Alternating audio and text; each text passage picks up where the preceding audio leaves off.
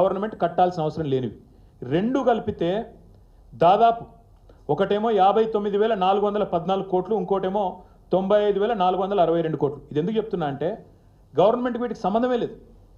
Government అందులో కనీసం రూపాయి ఇచ్చే అక్కర కూడా లేదు. ఆ కార్పొరేషన్లు కానీ ఇండిపెండెంట్ కార్పొరేషన్లు అవన్నీ కూడా వాటికి పరపతి ఉంది కాబట్టి ఇస్తారు. కేవలం గవర్నమెంట్ అనేది గ్యారెంటర్గా ఉంటుంది అంతే. దాన్ని కూడా అప్పు అంటే నువ్వు రూపాయి కట్టేది లేదు అక్కడ. ఈ రెండు కలిపితే 1,54,876 కోట్లు. నువ్వు చెప్పే 6,71,000 కోట్లు అనేది పచ్చి అబద్ధం. జోసెఫ్ గోబెల్స్ను మించిపోతున్నావు. అందుకే చెప్పేది ఈ రెండు తీసేస్తే 1,54,000 కోట్లు ప్రభుత్వం అవసరం లేని, కట్టాల్సిన అవసరం లేని అప్పులు. ఈ రెండు 1,54,000 కోట్లు. అది పోను మా ప్రభుత్వం వచ్చిన నాటికే పాత అప్పు ఏదైతున్నదో 72,658 కోట్లు. మా ప్రభుత్వం వచ్చే నాటికి 2014లో.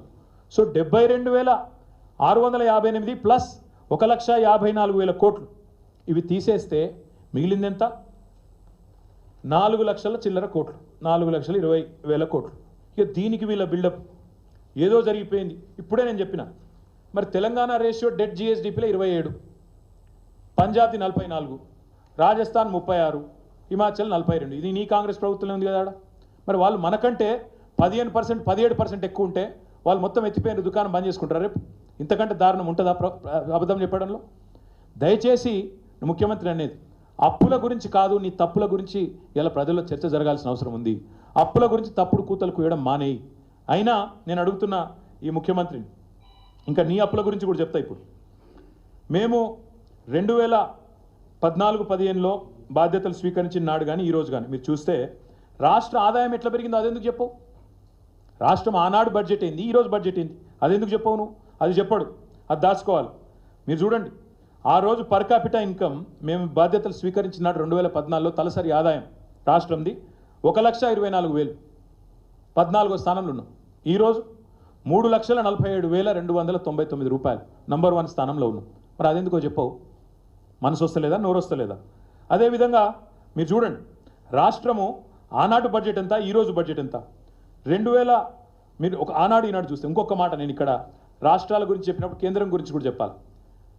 పంజాబ్ 44% ఉంటే డెట్ జిఎస్డిపి, హిమాచల్ 42% ఉంటే, రాజస్థాన్ 36 ఉంటే, తెలంగాణ 27% ఉంటే కేంద్రం యొక్క డెట్ జీడిపి రేషియో 56%. మరి దేశం మొత్తం కూడా దివాలా అయిపోయిందా? దేశం మొత్తం అప్పుల పాలైపోయింది. మీరు మోడీ గారు కలిసి నాశనం చేసిండ్రా? కాంగ్రెస్ వాళ్ళు, బీజేపీ వాళ్ళు మేమైతే పరిపాలించలేదు కదా దేశాన్ని. మరి ఈ రకమైన మాటలు మాట్లాడడం ఎంతవరకు సమంజసం? అదేవిధంగా మరి తెలంగాణ గత 10 ఏళ్లలో దేశానికి ఎంత కాంట్రిబ్యూట్ చేసింది ఎందుకు చెప్పు? ఆనాడు మేము అధికారంలోకి వచ్చినాడు 4% ఉండే దేశ జీడిపికి తెలంగాణ కాంట్రిబ్యూషన్. మరి ఈరోజు 5%, ఒక 1% పెరిగింది కదా దేశ జీడిపి కాంట్రిబ్యూషన్ తెలంగాణ. అదెందుకు చెప్పవు? ఆ రోజు బడ్జెట్ కేవలం 46,000 కోట్లు, సారీ రెవెన్యూ, తెలంగాణ రెవెన్యూ 46,000 కోట్లు. ఈరోజు 1,60,000 కోట్లు. మరి 4 రెట్ల రెవెన్యూ పెంచితే అది చెప్పవు. మేము జీడిపి కాంట్రిబ్యూషన్ 1% దేశానికి ఎక్కువ పెంచితే చెప్పవు. హైయెస్ట్ పర్ క్యాపిటా ఈ దేశంలో మన రాష్ట్రం ఉందని చెప్పవు. స్టేట్ ఓన్డ్ ట్యాక్స్ రెవెన్యూస్ ఇవాళ 80% పైన ఉన్న 2వ స్థానంలో ఉన్న రాష్ట్రం భారతదేశంలో 84.2%తో. ఎస్ఓటిఆర్ స్టేట్ ఓన్డ్ ట్యాక్స్ రెవెన్యూస్లో దేశంలో 2nd ప్లేస్లో ఉన్నాం. ఇది చెప్పవు. పర్ క్యాపిటా చెప్పవు. నో పావర్టీ ఇండెక్స్ ఇందులో 2nd ప్లేస్లో ఉన్నాం భారతదేశంలో. అది చెప్పవు. తెలంగాణ ఫిజికల్ డెఫిసిట్ అంటే ద్రవ్యలోటు, అన్ని ఖర్చులు పోను ఎంత అనేది ఓవరాల్గా చూస్తే తెలంగాణ 14-15లో 1.9%, ఈరోజు 2.5%. కేంద్రం తంటాలు పడుతున్నది 5.1% పెట్టుకొని దాన్ని చేరడానికి తంటాలు పడుతుంది ఫిజికల్ డెఫిసిట్ టార్గెట్. ఇంత బాగా నడుస్తుంటే దీని మీద చిల్లర మాటలు. ఇంకా దరిద్రం ఏంటంటే రేవంత్ రెడ్డి కాకి అరుపులు. ఆయన అంటాడు మొత్తం నాకు అప్పులు కడతానికే పోతున్నాయి పైసలు, నెలకు 6,500 కోట్లు కడుతున్నా అంటాడు.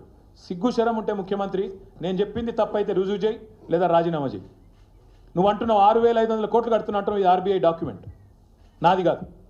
దీని ప్రకారం ఆర్బీఐ ప్రకారం ఇప్పటిదాకా మీ గవర్నమెంట్ వచ్చినాక 12 నెలల్లో కట్టింది కేవలం 34,730 కోట్లు, అంటే నెలకు 2,900 కోట్లు. సిగ్గుంటే, ఇజ్జత్ ఉంటే, మానం ఉంటే అయితే నన్ను తప్పన రుజువు చేసి రాజీనామా చేసి పక్కకు. 6,500 కోట్లని ముఖ్యమంత్రి అవ్వద్దని చెప్పచ్చా? ఇది ఆర్బీఐ లెక్క 2,900 కోట్లు మాత్రమే అని చెప్పి. ఇంకా దారుణం చెప్తాం మీకు, ఇది ఆర్బీఐ లెక్క. ఇక కాగు వాళ్ళ లెక్క ఇంకా భిన్నంగా ఉంది. కాగ్ ఏం చెప్తుంది? కాగ్ లెక్క ప్రకారం ఇప్పటి వరకు ఇంట్రెస్ట్ పేమెంట్ మీద ఏప్రిల్ నుంచి అక్టోబర్ వరకు ఈ ఫిజికల్ ఇయర్లో 15,152 కోట్లు. ఈ ఆర్థిక సంవత్సరంలో ఏప్రిల్ నుంచి అక్టోబర్ దాకా అంటే నెలకు 2,164 crores. మరి మిగతా పైసలు ఎటు వీక్తున్నాయి? ఢిల్లీకి సంచులలో పోతున్నాయా? ఢిల్లీకి పోతున్నాయా లేకపోతే నీ బ్రదర్స్ జేబులోకి పోతున్నాయా?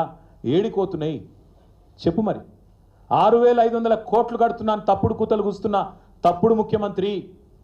ఇక్కడ ఆర్బీఐ లెక్క ప్రకారం 2,900, కాగ్ లెక్క ప్రకారం 2,164 కోట్లు. మీకు ఇస్తా చూసుకోండి.